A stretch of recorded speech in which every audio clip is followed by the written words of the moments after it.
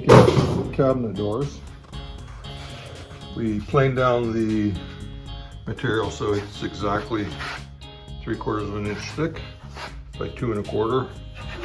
It's maple.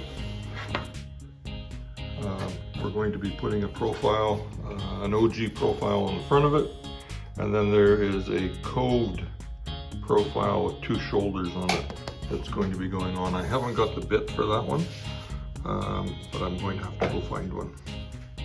So we'll set up and get going on this.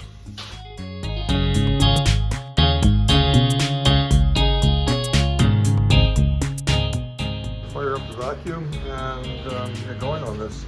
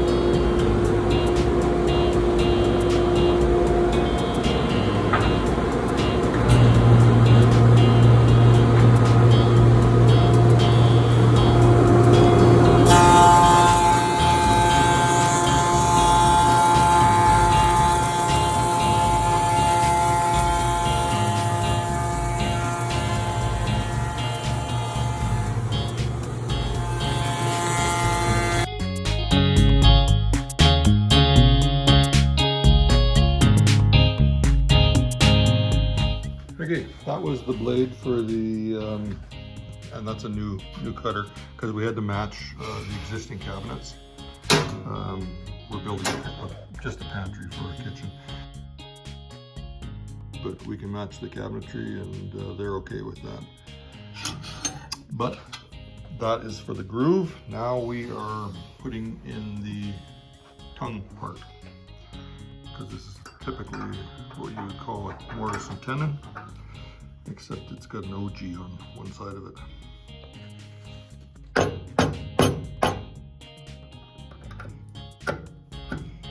Give it a tap on the side. These cutters are kind of interesting. They have a shim in them, so if your panel is less than 1/4 inch, you can take one shim out, or you start with nothing and then you can just add shims until you come up with the correct, it's having trouble focusing, come up with the correct thickness of panel. And in this case, we are using a maple panel that's 3/16 of an inch thick. It fits right into the groove that we've milled. But we gotta take this bit apart and make sure there's no shim in it. This is a brand new bit. I mean, a couple $100. We've got all kinds, but this profile was exactly what they had, so. We get it come apart, we got to pry it.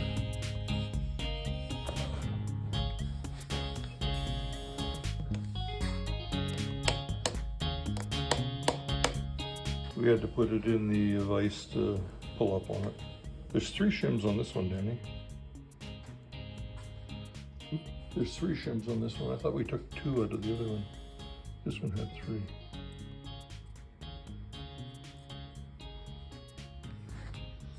Get a measurement of that. We're put it back together and make sure our thickness is the right thickness.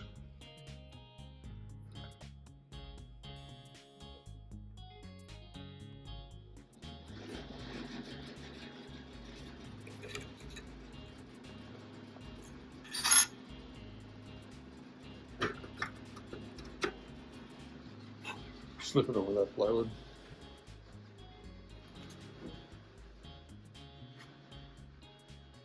To go over? Yeah. We can't move it any more than what it is. That's as thin as it'll go.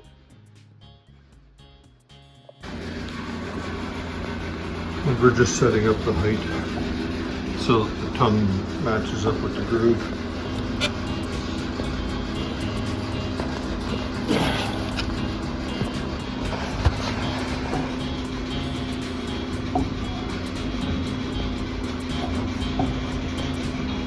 gonna run a sample piece through to see if we're set up right.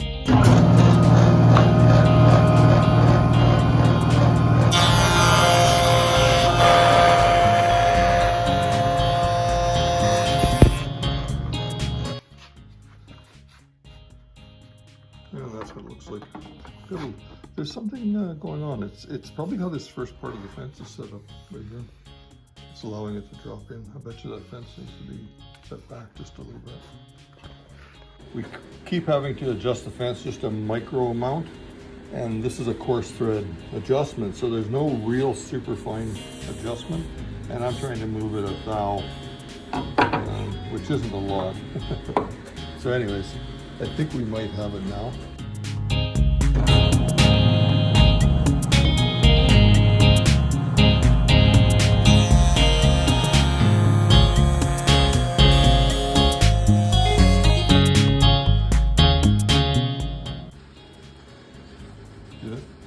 Yeah, I don't think, yeah, it's not going to get any better than that. Need a little room for glue too. Yeah. It's just a tiny bit, but I think that's the cutter because that's where the bearing will allow us to go. So that's her.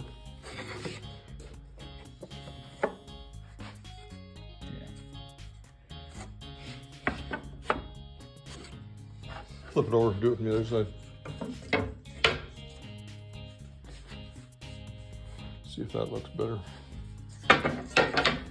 Not that it really matters that much, but yeah, that's close enough. I don't think we can do better than that. There we go. Okay, what we're going to do is we're screwing a sacrificial fence on. That will get run through and it'll protect this from being blown out. And what I've done with this is I've just cut this at exactly 10 inches. I'm going to run it through both sides, and then we're going to put the cabinet door together, measure it, and then the difference between the 10-inch, it'll increase the width. That difference is how much we have to cut off of each individual. It'll be the rail, because right now we're doing tongues, so that will be the rail that has the tongue on it. In this portion of the video, we're setting up to cut the stiles and rails. They all need to be cut at the correct length so that when the door is assembled or the drawer front is assembled, that everything comes out exact.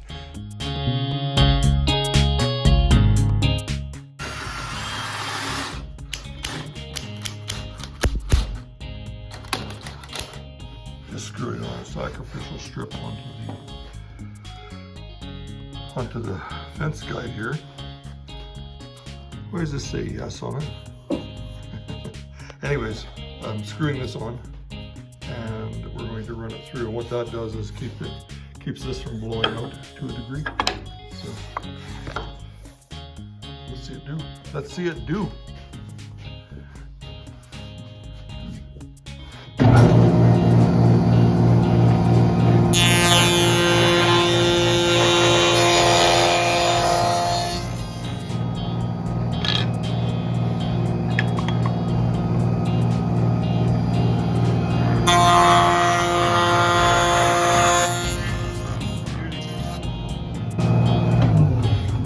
Those work good when you touch them with your knee. Okay, that was 10 inches. Did it blow it out? Okay, put that together. This is, sure what that is. Might have just been a crappy piece. It was a crappy piece on the end. Right here. I got two of them together. Oh.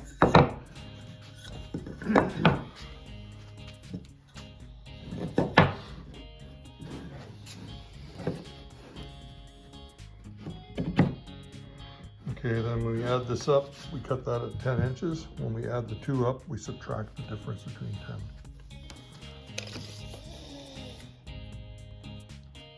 13 3/4.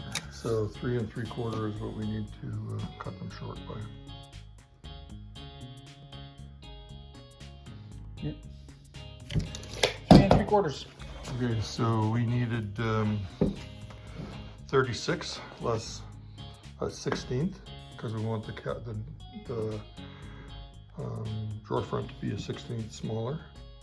We have the stiles and the rails cut now. These are the stiles, these are the rails, and these are going to go through the shaper now.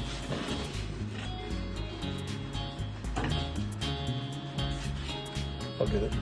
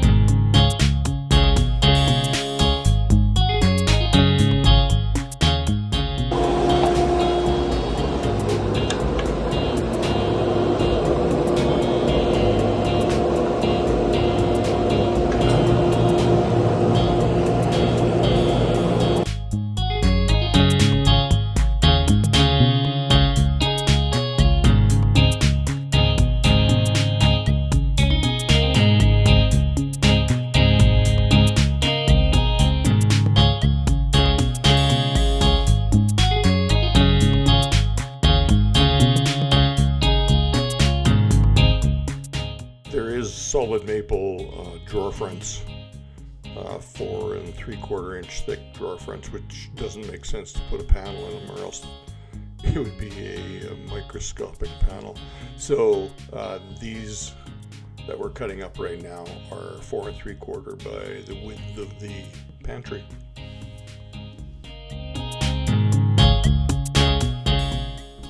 The stiles and rails are complete now, and we can determine what the dimensions of the center panel are, and this is where we're cutting them up. First cutting them for width, and then we'll cut them for length. Just in doing the stiles and rails, you can see how useful the plywood sled on the table saw can be if utilized correctly.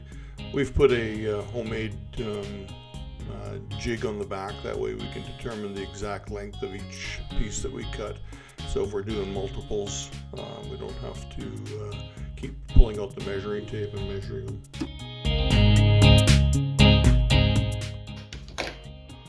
Setting up the jig so we can cut these panels exactly the same, both of them, or both of them exactly wrong.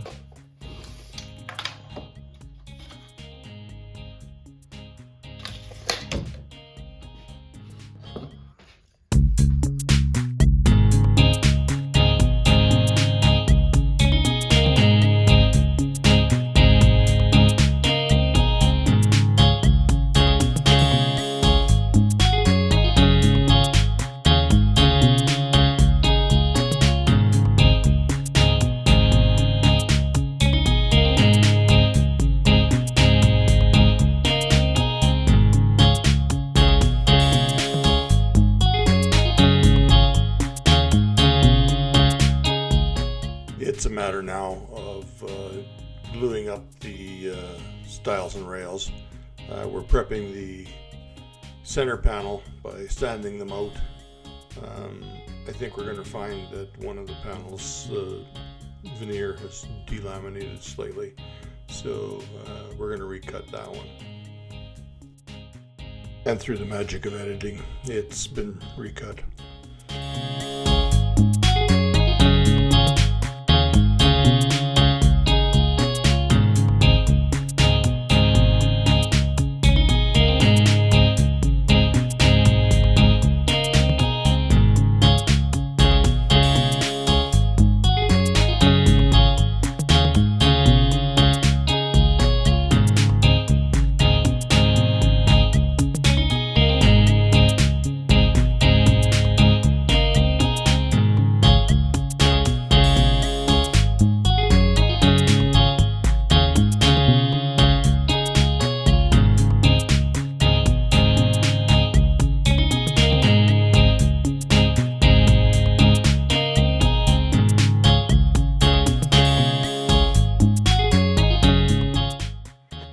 And there you are. This is the back of the door. They've dried overnight. You can see the little hair nails that we put in there. When you stain this or you can fill out, those hair nails just 100% disappear. But that's the back side and that is the front side. This one here is a 36-inch wide pots and pans drawer, so this is the actual style and that's the rail, whereas this one, the style is shorter.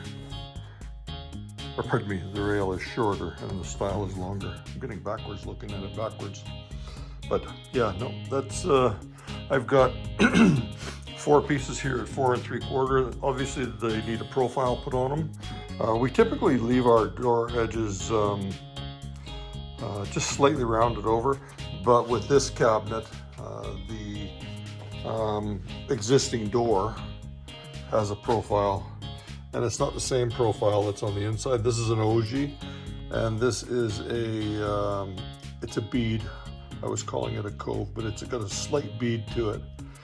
Real hard profile knife to find. I haven't found it yet, so we'll see what we'd end up doing with that. I may end up just putting a cove on it. We may end up losing one of these beads.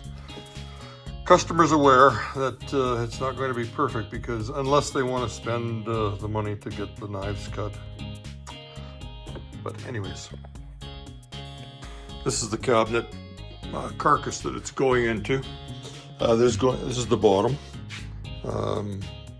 There's the bottom. There's going to be 2 drawers, a drawer here and a drawer here. There's going to be 4 drawers, and then I've got one more shelf to put in, actually a divider, and it's going to be a 30-inch upper cabinet. So this is all one piece, and then we're going to put 4 drawers in. To see these pantry doors and the drawers built and installed, please consider subscribing.